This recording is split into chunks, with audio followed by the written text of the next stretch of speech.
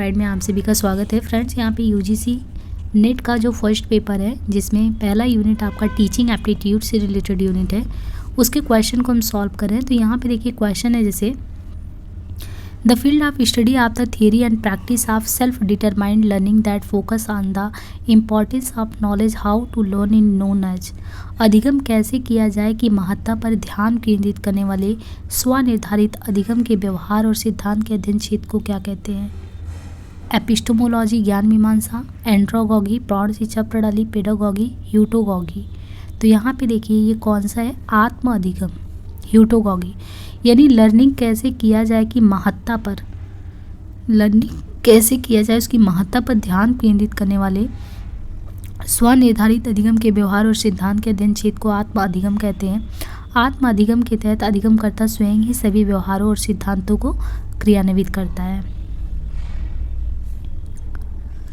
शिक्षण में शिक्षण के माध्यम से सात क्षमता और उत्कृष्टता की बढ़ावा देने के लिए मास्लो के पदानुक्रम की किन आवश्यकताओं को संतुष्ट किया जाना चाहिए। प्रेम और अपनत्व की आवश्यकता को, सुरक्षा की आवश्यकताएं, आत्मसम्मान की आवश्यकता, आत्मसिद्धि को आवश्यकता। तो देखिए यहाँ पे शिक्षण में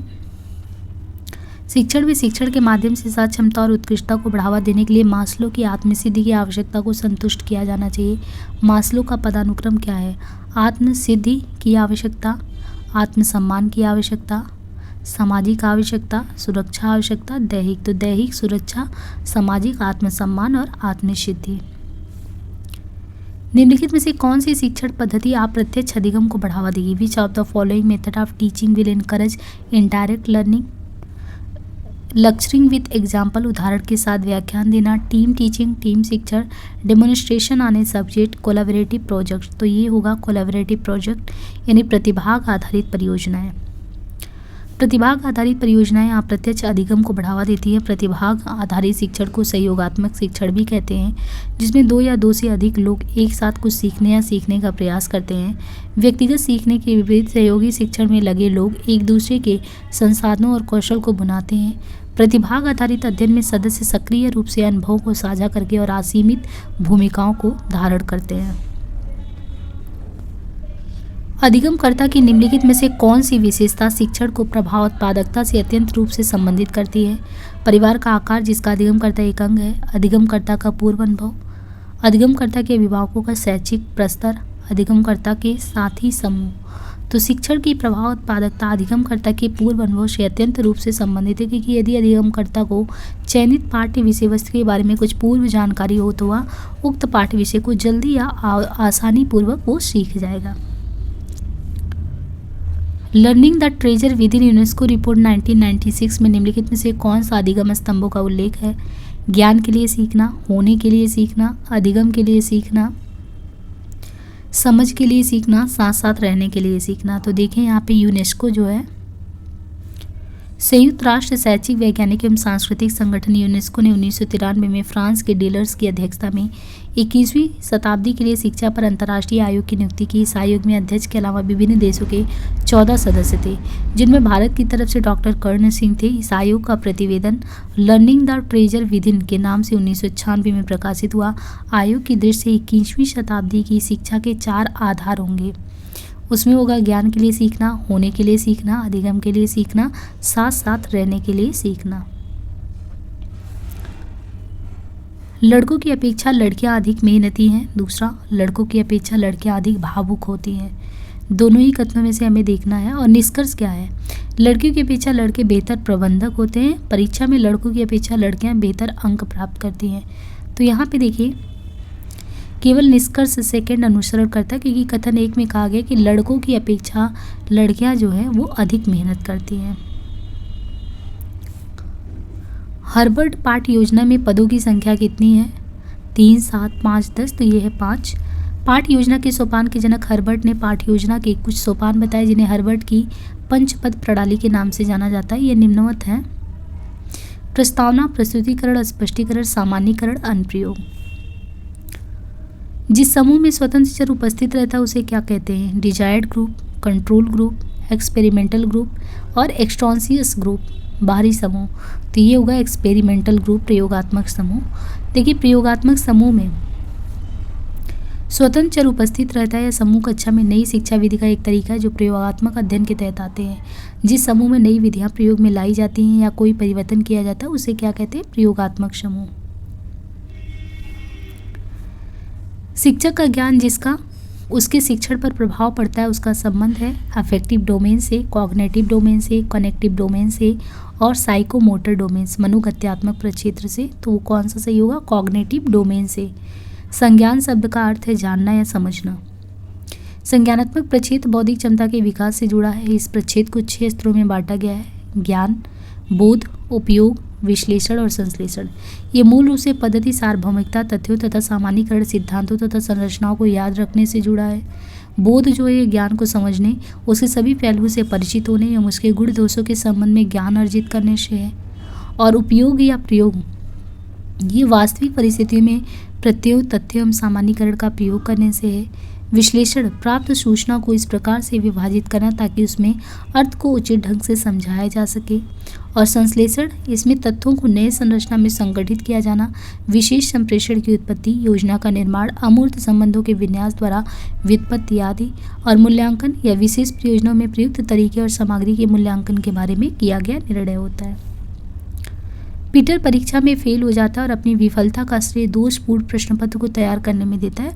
उसने किस रक्षा तंत्र का उपयोग किया है? प्रोजेक्शन यानी प्रक्षेपण, रेशनलाइजेशन युक्तिकरण, मुआवजा कॉम्प्रिसेशन और आइडेंटिफिकेशन। तो ये होगा युक्तिकरण। पीटर परीक्षा में फेल हो जाता है और विफलता का श्रेय जो है वो दोषपूर्ण प्रश्न पत्र को तैयार करने में देता है। यह उसने युक्तिकरण रक्षा तंत्र का उपयोग किया है।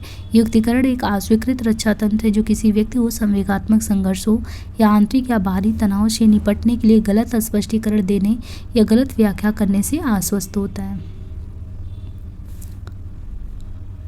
सीखने वाले को स्वयं ज्ञान की खोज करने का अवसर देना को किससे कथित किया गया है? यानी सीखने वाले को स्वयं ज्ञान की खोज करने का अवसर देना उसको किसने कथित किया था? जॉन एडम्स, योकम और सिम्पसन, मेलविन फ्रॉवेल। तो ये है फ्रॉवेल। सीखने वाले को स्वयं ज्ञान की खोज करने का अवसर देना यह कथन फ्रॉवेल महोदय द्वारा कथित है। कुछ विद्यार्थी विद्यालय में देर से आते हैं, आप क्या कहेंगे या क्या करेंगे? उन्हें दंडित करेंगे, अभिभावक को सूचित करेंगे, सही कारण का पता लगाएंगे, उनके सहपाठी को सूचित करेंगे। तो यदि कोई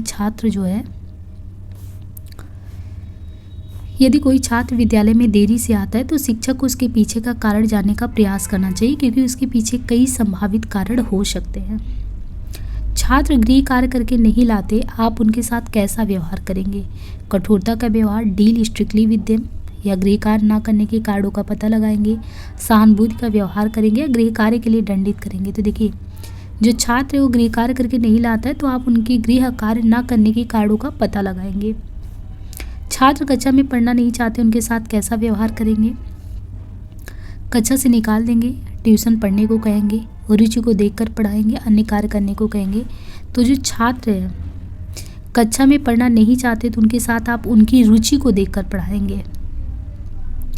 आप अपनी जीविका हेतु शिक्षण व्यवसाय चुनना चाहते हैं क्योंकि शिक्षण व्यवसाय सम्मानजनक एवं चुनौतीपूर्ण है, शिक्षण व्यवसाय कम उत्तरदायित्व वाला है, शिक्षण व्यवसाय में कम परिश्रम करना पड़ता है, शिक्षण व्यवसाय में अधिक खाली समय मिलता है। तो ये है छात्र अपनी जीविकोपार्जन करने की दक्षता का विकास करके शिक्षण व्यवसाय से अपने पारिवारिक उत्तरदायित्व का भली भांति निर्वहन कर सकते हैं और समाज में शिक्षण व्यवसाय सम्मानजनक और चुनौतीपूर्ण होता है। यहाँ पे देखिए वैल्यू एजुकेशन के बारे में, मूल्य शिक्षा के बारे में कि सामाजिक मानदंडों के अनुरूप दक्षता प्रदर्शन कर व्यक्तिगत सफलता से प्रकट केंद्रीय उत्प्रेरक लक्ष्य से मूलभूत मूल्यों को क्या कहते हैं? आत्मनिर्देशी मूल्य, हेडोनिस्टिक वैल्यू यानी सुखवादी मूल्य, अचीवमेंट वैल्यू उपलब्धि मूल्य या पावर वैल्यू शक्ति मूल्य। तो देखिए सामाजिक मानदंडों के अनुरूप दक्षता का प्रदर्शन कर व्यक्ति सफलता से प्रकट केंद्रीय उत्प्रेरक लक्ष्य से मूलभूत मूल्य को उपलब्धि मूल्य कहते हैं। उपलब्धि मूल्य किसी दिए गए कार्य पर सफल होने के लिए व्यक्तियों के पास प्रोत्साहन या उद्देश्य है। ये विकफील्ड 1994 के अनुसार। नीचे दो कथन दिए हैं। पहला है कि मूल्य विकास के लिए स्कूल और अध्यापकों के सचेतन, सुनियोजित और सुविचारित प्रयास आवश्यक होते हैं। दूसरा, सतत विकास के लिए आवश्यक मूल्य स्कूली वातावरण में नहीं सिखाए जा सकते। तो हमें दोनों में से देखना है। कथन एक सही है। मूल्य विकास में वृद्धि और विकास हेतु स्कूल और शिक्षकों द्वारा सचेत, सुनियोजित और सुविचारित प्रयास आवश्यक होते हैं। कथन 2 गलत है। पहला कथन ये बताता है कि मूल्य वृद्धि स्कूल व्यवस्था में संभव है। इंद्रियों द्वारा पुष्टि की गई परिघटनाओं और अंतः ज्ञान को प्रमाणित रूप से अभिष्ट ज्ञान नहीं कहा जा सकता। यानी इंद्रियों द्वारा जो पुष्ट की गई परिघटना और अंतः ज्ञान को प्रमाणित रूप से अभिष्ट ज्ञान नहीं कहा जा सकता। विज्ञान को अनिवार्यतः मूल्य मुक्त तरीके से संचालित किया जाना चाहिए। तो दोनों में से देखें, इंद्रियों द्वारा जो पुष्ट की गई परिघटनाओं और अंतः ज्ञान को प्रमाणित रूप से अभिष्ट ज्ञान कहा जा सकता है तथा कथन 1 गलत है तथा विज्ञान को अनिवार्यतः मूल्य मुक्त तरीके से संचालित किया जाना चाहिए। पहला कथन है कि एक समग्र और बहुविषयक शिक्षा का उद्देश्य विद्यार्थियों के बौद्धिक, सौंदर्य शास्त्रीय, सामाजिक, शारीरिक, मानसिक और नैतिक क्षमताओं का विकास है। दूसरा, 21वीं शताब्दी में व्यक्तियों को सफल होने के लिए केवल बौद्धिक क्षमता की आवश्यकता होती है। दोनों में से कथन देखना है। तो देखिए यहाँ पे एक समस्त और बहुविषयक शिक्षा का उद्देश्य विद्यार्थियों के बौद्धिक, सौंदर्य शास्त्रीय, सामाजिक, शारीरिक, मानसिक और नैतिक क्षमताओं का विकास है। कथन 1 सही है। 21वीं शताब्दी में व्यक्तियों को सफल होने के लिए बौद्धिक, सामाजिक, नैतिक क्षमता की जरूरत होती है। निम्नलिखित में से उन मूल्यों की पहचान कीजिए जिन्हें सात्विक मूल्य की संज्ञा दी गई है। कंपैशन यानी करुणा, रिस्पेक्ट सम्मान, जिलीसियसी फॉल्सहुड असत्यता। तो इनमें से हमें देखना है सात्विक मूल्य वह होते हैं जो सत्य पर आधारित होते हैं। इसमें सम्मान, दुख, करुणा, सुख, सत्यता, अहिंसा आदि को रखा गया है। संस्थानों में मूल्य शिक्षा का मुख्य उद्देश्य क्या है? विद्यार्थियों को शिक्षा के मूल्य से अवगत कराना, आदर्श शिक्षक तैयार करना, उत्तरदायी और अच्छे नागरिक विकसित करना, समाज के लिए मूल्य। तो यहाँ पे संस्थानों में मूल्य शिक्षा का मुख्य उद्देश्य उत्तरदायी और अच्छे नागरिक विकसित करना है। मूल्य शिक्षा शारीरिक, मानसिक, भावनात्मक और आध्यात्मिक पहलू के संदर्भ में बच्चे के व्यक्तित्व विकास के लिए एक समग्र दृष्टिकोण सुनिश्चित करता है। निम्नांकित में से कौन सा मूल्य स्व उत्कर्ष से जुड़ा हुआ है? सुरक्षा मूल्य, security value, value of universalization यानी सर्वमुक्तिवाद का मूल्य, स्वतंत्रता का मूल्य, समानुरूपता का मूल्य। तो इनमें कौन सा सही होगा? वैल्यू ऑफ यूनिवर्सलाइजेशन यानी सर्वमुक्ति मूल्यवाद स्व उत्कर्ष से जुड़ा हुआ है। स्व उत्कर्ष का मूल्य एक व्यक्तित्व विशेषता है जिसमें व्यक्तिगत सीमाओं का विस्तार शामिल है, जिसमें संभावित रूप से आध्यात्मिक विचारों का अनुभव शामिल है, जैसे कि स्वयं को ब्रह्मांड का एक अभिन्न अंग मानना। लिस्ट एक स्टेजेस ऑफ वैल्यू डेवलपमेंट। मूल्य विकास के चरण में देखें तो वैल्यू कलेक्शन, चरण मूल्य संग्रहण, चरण सेकंड में दिया है वैल्यू असेसमेंट, थर्ड में भी दिया है, और इनके अलावा वैल्यू कंसोलिडेशन, चर मूल्य समेकन। तो क्रमशः हम यहाँ पे देखें चरण फर्स्ट मूल्य संग्रहण, इन्हें समुदाय के सदस्यों से प्राप्त किया जाता है। जो चरण 2 है मूल्य आकलन, ये व्यक्ति को पसंदीदा मूल्यों का चयन और उपयोग सिखाने में सहायता करता है। चरण 3 मूल्य शेयरीकरण, जो व्यवहार्यता और उद्देश्यता मूल्यों में अंतराल हो। मूल्य समेकन मानव व्यवहार का अनुमान उपलब्ध कराता है। Which of the following 4 pillars of education mentioned in Delors commission report reflect the Indian value of Vasudhaiva Kutumbakam. तो हमें यहाँ पे देखना है डेलर्स आयोग की रिपोर्ट में बड़ी शिक्षा के 4 स्तंभों में से निम्नलिखित में से कौन सा वसुधैव कुटुंबकम के भारतीय मूल्य को दर्शाता है? तो ये है सहयोग के साथ जीने के लिए अधिगम। डेलर्स रिपोर्ट 1996 में डेलर्स आयोग द्वारा बनाई गई एक रिपोर्ट थी। इसने 2 प्रमुख अवधारणाओं के आधार पर शिक्षा के एक एकीकृत दृष्टिकोण का प्रस्ताव रखा। इस प्रस्ताव के तहत शिक्षा के 4 स्तंभ हैं: learning to know, learning to be, learning to do और लर्निंग टू लाइव टुगेदर, जिसमें लर्निंग टू लाइव टुगेदर सहयोग के साथ जीने के लिए अधिगम को वसुधैव कुटुंबकम के भारतीय मूल्य को दर्शाने वाला स्तंभ बताया गया है। उपनिषद परंपरा से संबंधित नीचे 2 कथन दिए गए हैं। पहला, पराविद्या का अभिप्राय वह ज्ञान है जो मनुष्य के अनुभव से परे है। दूसरा, अपराविद्या का अभिप्राय उस ज्ञान से जो मनुष्य के अनुभव पर आधारित है। तो हमें इनमें दोनों को ही देखना है। देखिए यहाँ पे उपनिषद परंपरा के तहत ज्ञान की 2 व्यापक विधाओं में बांटा गया। पराविद्या जो है ये उच्च ज्ञान जो मानवीय अनुभवों से परे हो। अपराविद्या निम्न ज्ञान जो मानवीय अनुभव पर आधारित हो। किस मापनी में वर्गीकरण तथा क्रम दोनों गुण उपस्थित होते हैं? नॉमिनल यानी नामिक, इंटरवल, ऑर्डिनल, रेशियो।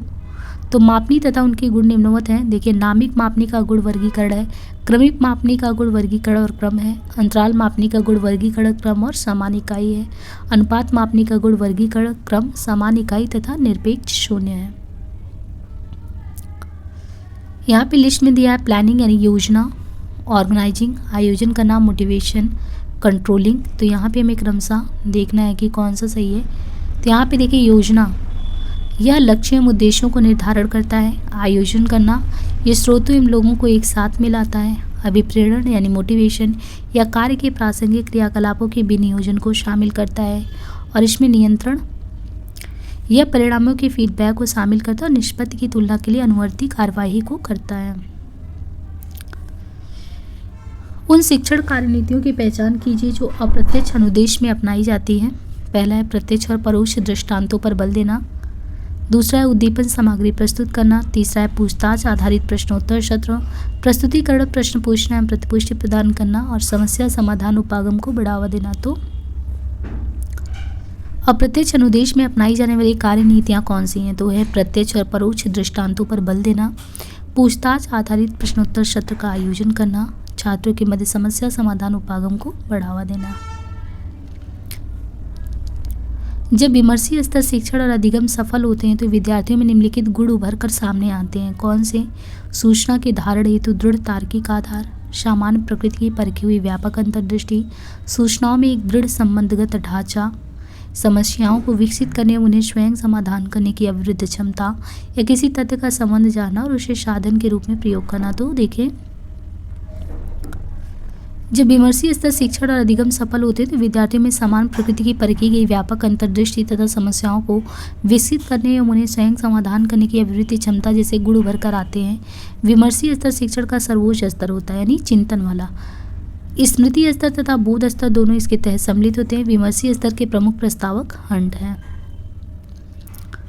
यहाँ पे पहला दिया कि अभिक्रमित अनुदेशनात्मक सामग्री में अधिगम के महत्वपूर्ण अनुसिद्धांत यथा सक्रिय अनुक्रिया एवं तात्कालिक फीडबैक का अनुप्रयोग होता है। दूसरा है स्किनर का प्रबलन अनुसिद्धांत रेखीय प्रकार की अभिक्रमित अनुदेशनात्मक सामग्री निर्माण में निहित आधार है।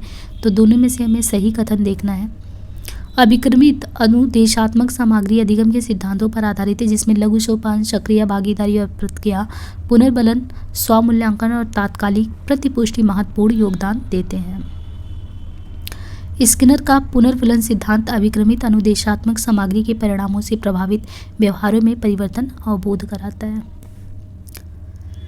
नीचे दो कथन दिए हैं। पहला है कथन कि शिक्षा की वे व्यवस्थाएं जो स्थान सापेक्ष, समय सापेक्ष तथा व्यक्ति सापेक्ष होती उन्हें औपचारिक की संज्ञा दी जाती तथा वे विहित नियम और पद्धतियों से सृजित होते हैं। दूसरा है कि मुक्त विश्वविद्यालय और विद्यालय औपचारिक शिक्षा के एग्जाम्पल है क्योंकि वे विहित प्रक्रियाओं द्वारा सृजित होते हैं। तो दोनों में से देखें, ए सही है परंतु आर सही नहीं है।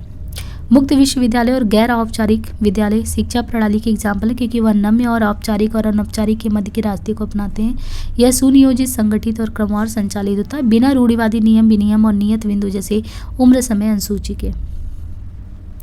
निम्नलिखित में से कौन सा कथन मूल्यपरक शिक्षा की सर्वोत्तम व्याख्या करता है? या नैतिक शास्त्र में एक पाठ्यक्रम है, या किसी व्यक्ति की निजी अंतःक्रियाओं हेतु रिवार्ड और दंड की बात करता है। विद्यार्थी विशेषकर अपने माता पिता का अवलोकन करते हैं और उन्हीं से प्रौढ़ व्यवहार सीखते हैं। विद्यार्थी स्वयं अपनी अंतरात्मा का अन्वेषण और खोज करते हैं। यह विद्यार्थियों को अपने जीवन में अपना स्थान निश्चित करने के लिए प्रोत्साहित करता है। तो हम देखें यहाँ पे मूल्यपरक शिक्षा। मूल्यपरक शिक्षा नैतिक शिक्षा है जो किसी भी मनुष्य में समाहित होता है, स्वयं और जीवन की समझ के बारे में सिखाता है। यह कुछ निम्न कथन दिए गए जो मूल्यपरक शिक्षा की व्याख्या करते हैं। विद्यार्थी विशेषकर अपने माता पिता का अवलोकन करते हैं और उन्हीं से प्रौढ़ व्यवहार सीखते हैं। विद्यार्थी स्वयं अपनी अंतरात्मा का अन्वेषण और खोज करते हैं। यह विद्यार्थियों को अपने जीवन में अपना स्थान निश्चित करने के लिए प्रोत्साहित करता है। निम्नांकित में से उस शिक्षा के स्वरूप की पहचान कीजिए जिसमें आशावादिता, आत्मसम्मान तथा व्यक्तिगत पूर्णता हेतु प्रतिबद्धता, नैतिक निर्णय तथा सामाजिक दायित्व के निर्वहन का अवसर देने की उच्च समानता है। तो वह है मूल्य शिक्षा। मूल्योन्मुख शिक्षा वो है जो व्यक्ति के मनोदैहिक पक्षों के समग्र विकास के साथ उसमें सामाजिक मूल्यों के प्रति बोध जगा सके, राष्ट्रीय एकता एवं अखंडता की गरिमा में अनुभूति के साथ ही अंतर्राष्ट्रीय भावों के अनुरूप व्यक्ति का विकास करने में सहायक है, जिससे वह स्वयं के प्रति, परिवार के प्रति तथा समाज एवं राष्ट्र के प्रति अपने कर्तव्य कर्मों का दक्षतापूर्वक निर्वहन कर पाता है। इस प्रकार मूल्य उन्मुखी शिक्षा में व्यक्ति में निहित संभावनाओं के संपूर्ण विकास के साथ सामाजिक एवं राष्ट्रीय आकांक्षाओं के पूर्णीकरण का आदर्श समाहित होता है। मूल्यांकित शिक्षा छात्र को क्या बनाता है? अच्छा नागरिक, लोकप्रिय अध्यापक, सफल व्यापारी, कुशल प्रबंधक। मूल्यांकन जो शिक्षा है वो छात्र को अच्छा नागरिक बनाता है, क्योंकि इसके द्वारा छात्रों को सतत सीखने पर बल दिया जाता है तथा त्रुटियों को सुधारने को भी कहा जाता है। स्वामी विवेकानंद के अनुसार शिक्षक की सफलता किस चीज़ पर डिपेंड करती है? तो ये है उसका अपने कार्य के प्रति संकेंद्रण और ईश्वर के प्रति आज्ञा पालन की भावना। स्वामी विवेकानंद के अनुसार शिक्षा की सफलता जो है उसके अपने कार्य के प्रति संकेंद्रण और ईश्वर के प्रति आज्ञा पालन की भावना पर डिपेंड करती है। 12 जनवरी 1863 को कलकत्ता में जन्मे विवेकानंद युवाओं के प्रेरणा स्रोत थे। उनका युवाओं के लिए कुछ अनमोल विचार था, जैसे उठो जागो और जब तक नहीं रुको जब तक लक्ष्य न प्राप्त हो। उठो मेरे शेरू, इस भ्रम को मिटा दो कि तुम निर्बल हो, तुम एक अमर आत्मा हो, स्वच्छंद जीव हो, धन्य हो, सनातन हो, तुम तत्व नहीं हो ना ही शरीर हो, तत्व तुम्हारा सेवक है, तुम तत्व के सेवक नहीं हो। ब्रह्मांड की सारी शक्तियाँ पहले से हमारी, वो हम हैं जो अपनी आंखों पर हाथ रख लेते हैं और फिर रोते हैं कि कितना अंधकार है। तो यहाँ से हम नेक्स्ट सेशन में करेंगे। आज के लिए इतना ही, धन्यवाद।